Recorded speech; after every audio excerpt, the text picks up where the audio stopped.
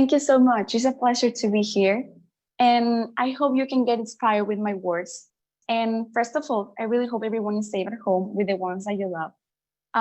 Unfortunately, this weekend has been really tough for me. This Sunday, I lost my grandmother, and she was a powerful, brave, and strong woman. And something I learned from her was conviction.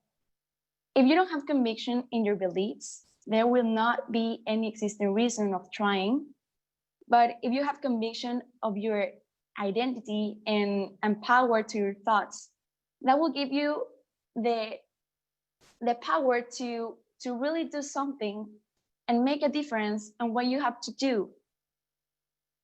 Having conviction means to change your impossibilities to a possibility and doing extraordinary. Therefore, today I'm going to talk about how I got to get into the theme of the ocean, and how I started coordinating a group of 120 people from all around the world, without ever imagining it. And I think it's something that you cannot think in the future that you will do, but you are doing it. First of all, I could possibly say that my journey started since I got invited to the COP as a youth delegate of Mexico, but no, my journey started since I was 9 years old, and I was a really sportive person, and I played badminton. And also I got to national, international, and continental competitions. And let me tell you that since then, I get to know what was the meaning of responsibility, compromise, and action.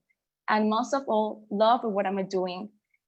And I thought I was going to play badminton my whole life, but unfortunately, one day I hurt my wrist and never played badminton ever after.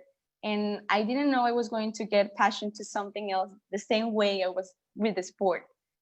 And until I found out that I can really make a difference, not only with the people I'm with, but I can make a difference all around the world, or just by little step, as says Anna. After I hurt my wrist, a lot of therapy happened. I decided to occupy my time through different things, and I entered to an NGO that is called Plan for the Planet. And I worked there, help with different activities, planting trees, helping with the conservation of natural spaces. And one day of October, I received a particular mail from the United Nations that I was being invited as an observer representing Plan for the Planet at the Conference of the United Nations on the climate change. Something important to say is that I always wanted to be part of the United Nations, and I want to be the Secretary of the General Secretary of the United Nations one day. And after I received that mail, I decided to do something. In that moment, I didn't have the enough resources, economical resources, to go to the event. So what I did is that I started spreading interviews, and I started creating a video. In that video, I share with all the people.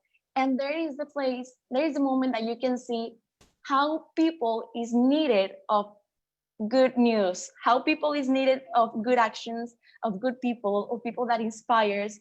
And that was inspiring me so much. And one day I was in a radio interview, and I say, well, I need economical support for the airplane, and also because I'm not old enough to travel by myself. I need to take my mom. So I was searching for my mom and myself. And well, the people say like, okay, I will give you 100 pesos. They were like, yes, please give. It doesn't matter what amount. Little by little, I achieved all the amount. And one day, one person called me and said like, hey, I want to help you.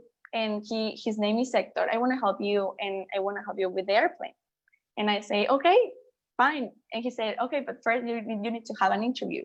So I got with him, we got the interview, and something so impressive that happened is that he is right now my advisor in the group that I'm coordinating. So before telling about that group, I want to tell you like the moment that I arrived to the COP, I found out that I was a lot of people, a lot of youth activists doing something all around the world. And I didn't thought I was the only one, but I didn't knew a lot of people doing a lot of stuff. And I was really amazed of all the people and the conviction they have, all the things they were thinking about, and how they transmit it to the other people. So I also see a lot of people and a lot of adults that were crying in the conference saying like, every time my city passes through a hurricane, everything is destroyed and I don't know what to do. So in one hand, and I have the people, the youth activists that is always working, always passionate about. And the other hand, you can see people that is really, really sad and really preoccupied, really worried about what is happening in their city and in the country and all around the world, and is not doing what it should do. So I decided to really create an impact in something, but I really didn't know in what. After one day, I was invited in a panel, and then I started saying, okay, I live near a coast zone, and I get to know that 6 million people, more or less 600 million people live near a coast zone, and I'm one of them, and I'm vulnerable of the effects of the climate crisis. And I said, okay, this is my plan, this is my journey. I will really get to know this, and I will be in the service of the ocean. That day is when I started to say and to notice that is the moment to act. So I started sending messages, and in the ocean working group that we started creating plans, and I started talking to people like, hey, we need to do something for the ocean. Let's do it. Let's work. And through 3 months that we have right now, we are now 120 people working towards the ocean and represent 38 countries from all around the world. That's amazing. Yesterday we have a conference, and our first project is to create an impact and incidence in a space from Spain that is Mar Menor. So it's really contaminated, and that will be our first project. And to conclude, what I want to say, like, have conviction of what you want to do.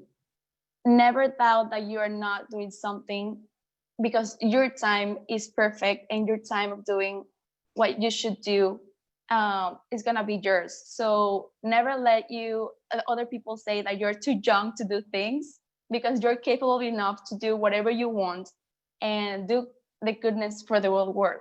Thank you so much.